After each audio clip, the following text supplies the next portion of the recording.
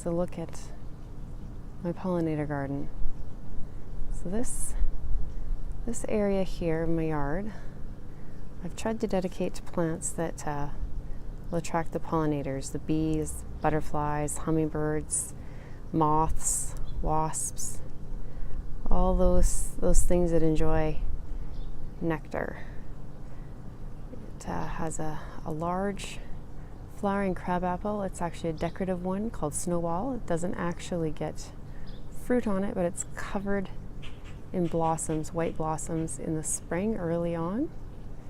It's a nice early pop there.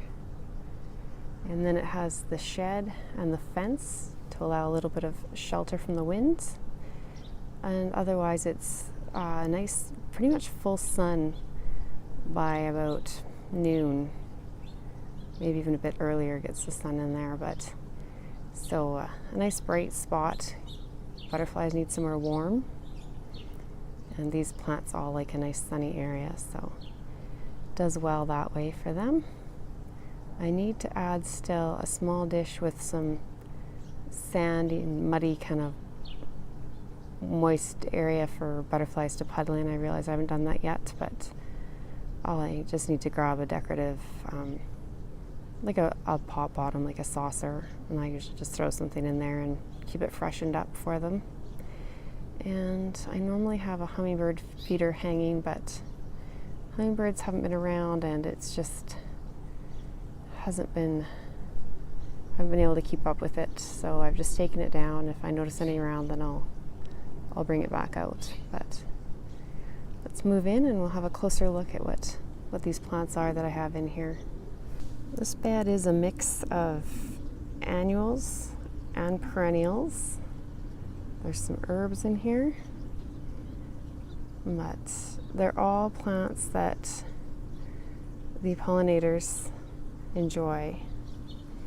So starting in this corner here, there's 3 asters, and these I just got planted in here this spring. This is a Goliath alpine aster. You can see an aster has a nice large flower, so it's a great landing pad for butterflies. Butterflies love asters, and the bees tend to enjoy them as well. Purple and blue colors kind of draw butterflies in, so they're a great plant for those guys. Then I have 3 heucheras. Now heucheras are mainly, most people grow them for the foliage, and some people even will cut the flowers off, but they're supposed to attract hummingbirds with their flowers. These ones get a kind of a whitish flower with red edges. So this is the Heuchera villosa carnival watermelon. Again, supposed to be perennial in my area, so we'll see how that goes. And this is a helenium. It's called Short and Sassy, and I found it at the garden center. You can't always find a good helenium, and this one was looking, you can see it's looking a little worse for wear at the bottom there, but it was like that when I bought it. Normally I wouldn't buy a plant like that, but I'm having trouble finding a nice helenium, so I picked this one up and put it in anyways. Hopefully it recovers. There's irises there. There's more over there, and those they bloom early, so I popped them in here just to get some early blooms in here. I'm not sure they're a super pollinator attractor, but since it takes so long for a lot of plants to get going in our climate, and those do start fairly early, so I put them in. And you'll also notice dill, the odd bit of cilantro, onions, thyme. I leave all of those to come reseed and come up every year. A lot of caterpillar larvae like the cilantro and the dill, and butterflies and bees really enjoy the thyme and the flowers on the onions and the cilantro and the dill, so I leave them in here for them. Once in a while I'll take a little bit of the dill or cilantro, but for the most part they're just here for the pollinators. If you look in behind the little forest of dill that's there right now, you'll see a honeysuckle way back there. I've just put that in this year, so it's going to take its time settling its roots and getting going, but once it does, I'm thinking it should cover those posts and be quite a nice attractive vine back there. So this is Lonicera brownie Dropmore Scarlet. Again, supposed to be perennial here, so hopefully that takes. I've also grown scarlet runner beans on that trellis in the past. They're a nice red attractive plant for the pollinators as well. Then I have 3 pentas. So there's one there, and one there. Those are an annual. This one is Lucky Star Violet. And I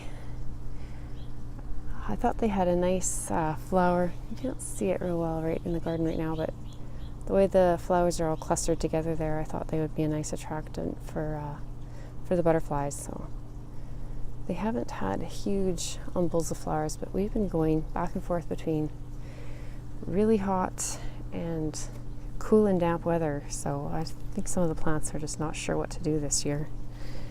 Very odd for, usually we're quite warm here and just get occasional thunderstorms. So this cool dampness isn't typical for us.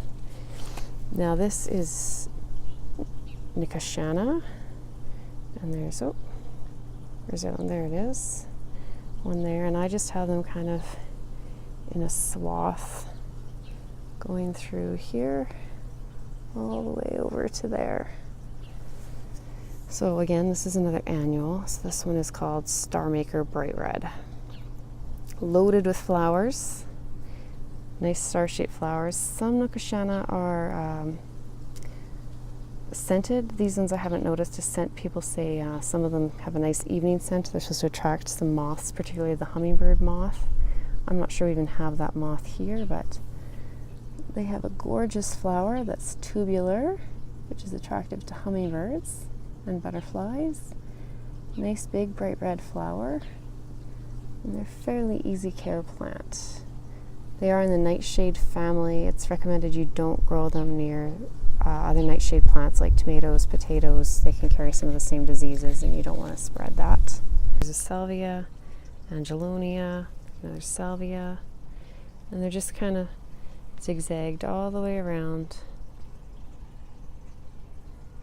to the other side there. We wrap around the back of this tree.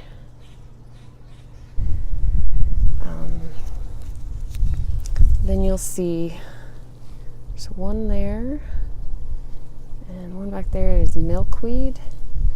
The one in the back is just starting to put on flowers. So of course milkweed is the big food source for the monarch butterfly, but it's also a great plant for other butterflies and pollinators as well. This one is Asclepias incarnata Cinderella. So I've got a couple of those. I had a third, I just bought bare root. The third one never came up, so not sure what happened with that, but got 2 going and they look pretty strong, so I'm happy with that. I also have some Veronica.